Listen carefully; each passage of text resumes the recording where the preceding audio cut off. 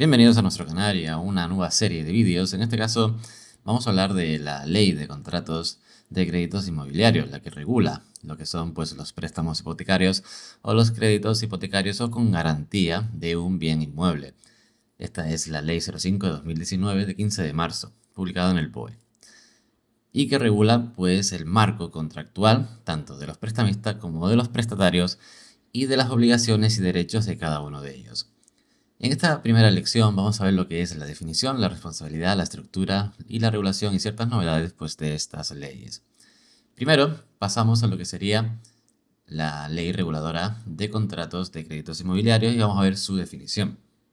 Y esta ley, como bien hemos dicho, aunque se basa o amplía o refuerza una anterior, es del 05 del 2019, del 15 de marzo, y es el marco legal por el cual se regulan los principales contratos de créditos o préstamos hipotecarios inmobiliarios. Es decir, regula el marco legal entre todos los intervinientes para la concesión de préstamos hipotecarios o comúnmente llamado pues hipotecas o préstamos con garantía hipotecaria.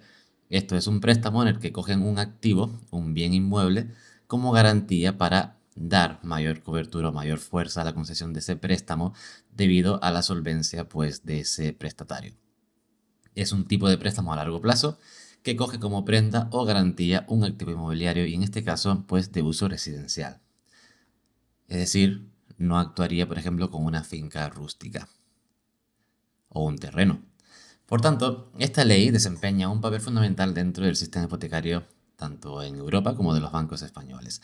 El objetivo es garantizar un régimen jurídico que sea transparente y que también sea seguro, ágil y eficaz tanto para el que concede el préstamo como para el que firma ese contrato, para todas las operaciones según derecho de la Unión Europea y de los beneficios de la economía española. Los fines de esta ley son tres. Sería la seguridad jurídica, en primer lugar, la transparencia y la comprensión de los contratos de créditos inmobiliarios y sus cláusulas, así como sus conceptos y sus artículos aplicados. Tiene su base jurídica en la Directiva Europea 2014 del Parlamento Europeo y del Consejo de 4 de febrero de 2014. Ahí tenemos una pequeña errata en la diapositiva.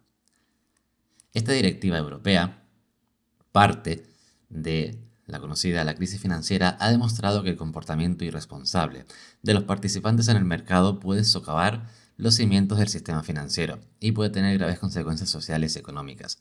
Y aquí nos viene a la cabeza pues las hipotecas subprime o hipotecas basura que se concedían especialmente pues en Estados Unidos bajo o hacia prestatarios con poca solvencia demostrable y que acabaron pues como acabó. Y se destaca particularmente que existen problemas que sufre el mercado hipotecario de la Unión Europea, en relación con la irresponsabilidad en la concesión y contratación de préstamos, así como el margen potencial de comportamiento irresponsable entre los participantes en el mercado, incluidos los intermediarios de crédito. Esto es, bajo el análisis de solvencia, tanto el prestatario tiene que ser consciente de la importancia de firmar un préstamo hipotecario a largo plazo con un importe que es bastante elevado, tanto como los que conceden ese préstamo, ya sean bancos o sean otros intermediarios de créditos o entidades que prestan dinero. Tienen que hacer un análisis de solvencia desde dos puntos de vista. No puede ser totalmente restrictivo, pero tampoco se puede conceder a alguien que no tiene una solvencia demostrada, es decir, que puede pagar o puede devolver tanto el capital principal como los intereses asociados y otros costes o servicios accesorios pues a ese préstamo o crédito inmobiliario. Estos participantes o agentes que juegan en el mercado inmobiliario abarca desde el propio particular comprador prestatario del activo como hipoteca al intermediario o comisionista como inmobiliarias o agentes que gestionan de forma indirecta el crédito hipotecario, así también como los asesores o el asesoramiento financiero que se le da a esos particulares que van a firmar ese contrato, como en última instancia los gestores bancarios y el propio acto notarial. Tanto el notario tiene que informar de las condiciones de ese préstamo hipotecario, tiene que realizar un asesoramiento en el caso de que la compra-venta se realice por parte de un particular y tiene que resolver esas necesidades de información que pueda tener esa persona particular sobre determinadas cláusulas del contrato hipotecario. ¿Hasta cuánto abarca la responsabilidad? Los cambios en el proceso hipotecario en el mercado español, como los plazos que se tienen que cumplir, o la sesión de asesoramiento en notaría con antelación a la firma del acto de compraventa con préstamo hipotecario, obedecen a uno de los objetos de esta ley. Y esto deriva, como hemos dicho anteriormente, de esa crisis que hubo motivada por las hipotecas subprime y porque se concedían a cualquiera sin saber realmente las consecuencias que podría tener.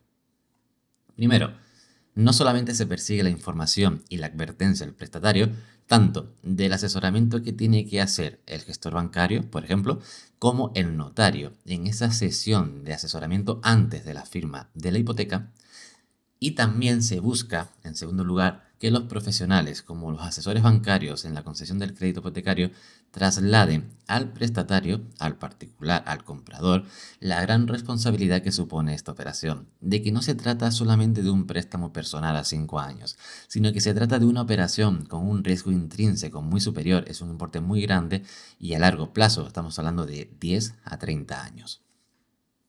Europa ha aprendido de las diversas crisis económicas, como las hipotecas subprime, o también conocidas como hemos dicho hipotecas basuras que sacudió a Estados Unidos. ¿Qué son? Pues como hemos dicho, simplemente son préstamos hipotecarios que se concedían con mucha libertad a personas con casi sin insolventes, sin un estudio de riesgo exhaustivo, aunque no restrictivo, pero con criterios sólidos de solvencia.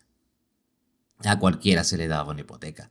Y la ley de contratos de créditos inmobiliarios viene a poner fin a las consecuencias que puede originar tanto para ese particular con la responsabilidad solidaria que tiene y la pérdida pues, de ese activo, también como a la economía española y por tanto a la Unión Europea, que puede originarse por tomarse una hipoteca a la ligera.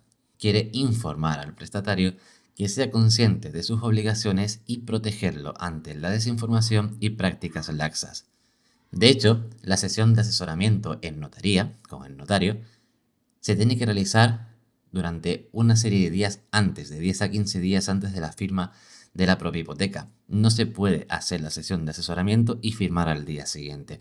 Tiene que haber un plazo desde esa sesión de asesoramiento con el notario para que esa persona reflexione en cuáles son sus derechos y sus obligaciones a lo largo de la vida de este préstamo hipotecario. Pasemos a la regulación de estos contratos de crédito. Esta ley regula tres aspectos muy diferenciados y uno adicional. Primero, las obligaciones entre el prestamista y el prestatario. Se persigue la transparencia e impone obligaciones y derechos para cada una de las partes implicadas directamente. Segundo, los intermediarios. Se establece el marco y régimen jurídico de los intermediarios, por ejemplo, de los prestamistas inmobiliarios. El tercer aspecto son las sanciones. Se establece el régimen sancionador por incumplimientos de las diferentes obligaciones entre las partes intervinientes. Y uno adicional, el cuarto, son los supuestos. En las disposiciones de esta ley se añaden diferentes situaciones o casos reales que pueden ocurrir o no a lo largo de la vida de la hipoteca y que se intenta regular o tipificar para que el prestatario sepa qué puede ocurrir en determinados supuestos. En el derecho de la Unión Europea, el derecho a la vivienda es un derecho fundamental garantizado por el artículo 7 de la Carta que el Tribunal remitente debe tomar en consideración al aplicar la Directiva 93/13. También lo es, como bien sabemos, un derecho fundamental en la Constitución española, ese derecho a tener una vivienda. ¿Cuál es la estructura de esta ley?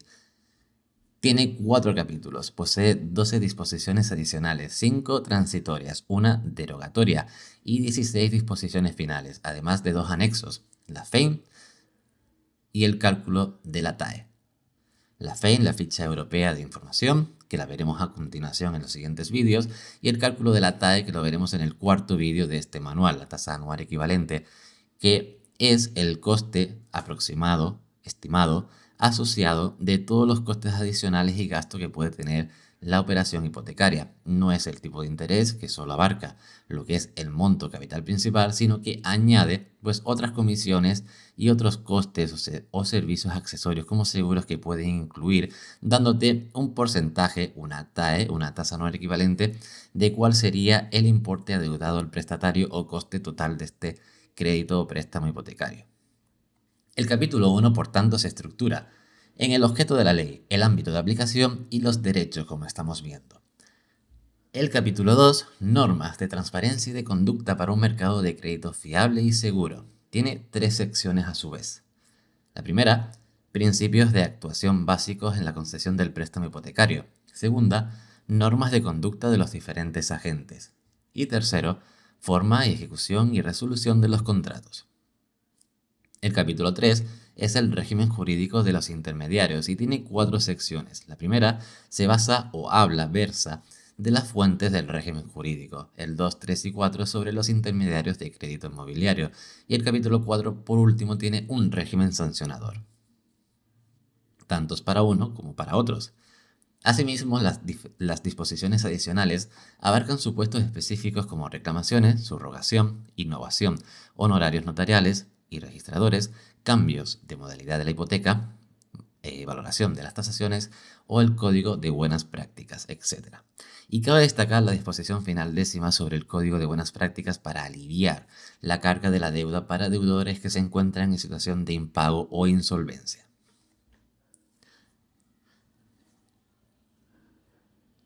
Una innovación, aunque lo veremos, pero vamos a comentarlo aquí, no es más que un cambio en las condiciones pues, de ciertos aspectos de la hipoteca, mientras que una subrogación puede ser un cambio a otro banco por mejores condiciones. La modalidad de la hipoteca podría ser a tipo fijo, tipo variable o mixto. De hecho, con la subida de los tipos de interés de los últimos de este año 2025, principios de 2025 y finales de 2024 especialmente, que el Euribor estuvo cercano a un 4%, muchas personas cambiaron, ya que tenían su hipoteca en modalidad de tipo de interés variable, hicieron una innovación a un tipo de interés fijo, para evitar esos grandes aumentos en la cuota, que pudieron aumentar de entre 200 a 400 euros dependiendo del importe que tenían contratado. Novedades de esta ley de contratos de crédito inmobiliarios. Vamos a citar las siguientes.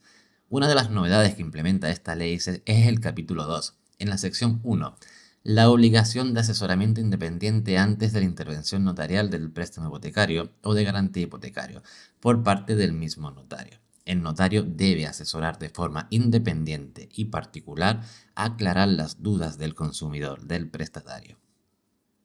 Una vez que esta persona recibe el asesoramiento personal del notario, se podrá proceder a firmar el préstamo hipotecario cumpliendo los plazos mínimos que exige la ley para que el consumidor pueda reflexionar en el asesoramiento recibido y la importancia de la operación que está a punto de firmar en los próximos años. Esto es para un consumidor a nivel de persona física. En el caso de que el acto se efectúe entre personas jurídicas, es decir, entre empresas, no es necesario que el empresario tenga este asesoramiento independiente del notario ni cumplir los plazos de la ley de contrato de crédito inmobiliario, salvo que el préstamo hipotecario o de garantía hipotecaria incorpore avalistas en calidad de persona física.